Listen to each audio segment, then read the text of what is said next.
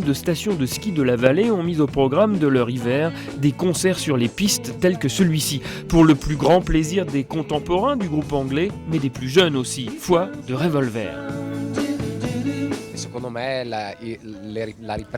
Selon moi, si la musique des Beatles est reprise de façon aussi constante, c'est parce qu'elle a beaucoup plus d'épaisseur que celle d'autres groupes ou même d'autres genres musicaux.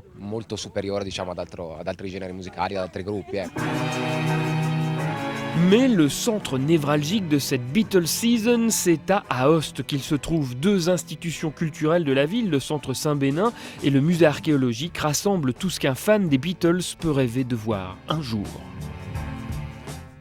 Cette exposition rassemble une petite partie seulement de la collection privée d'Umberto Butafava, un avocat milanais qui possède l'ensemble de pièces et de documents le plus important d'Italie et certainement d'Europe sur les Beatles.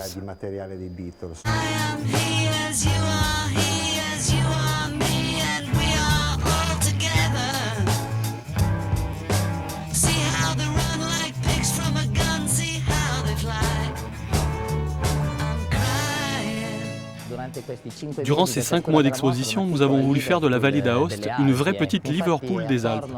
Autour de cet événement, ce sont une trentaine d'initiatives collatérales qui ont vu le jour et nous en attendons bien sûr d'importantes retombées économiques pour l'ensemble de notre vallée.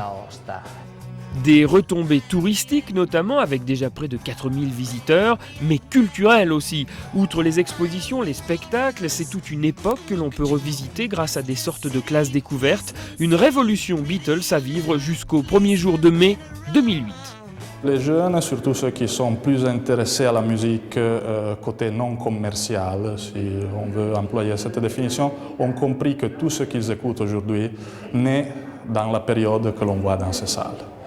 C'est par une grande bourse aux échanges, une bourse des collectionneurs qui se tiendra ici à Paulin, à 2 pas d'Aoste, que se terminera début mai cette grande saison des Beatles en vallée d'Aoste. Voilà, à suivre pour terminer, comme d'habitude, les autres images fortes de l'actualité de la semaine en Piémont, vallée d'Aoste et Suisse. À la settimana prossima, la semaine prochaine. Bye bye. Coup de poing à la sortie des boîtes de nuit turinoises le week-end dernier. Sur 168 contrôles, la moitié des jeunes conducteurs étaient en infraction, sans ceinture de sécurité et portable à l'oreille le plus souvent. Et quand on parle du Liechtenstein et de l'Allemagne autour du scandale des évasions fiscales, la Suisse se regarde de très près. Des fraudeurs allemands auraient-ils placé leur argent en Suisse ? Aucune information officielle.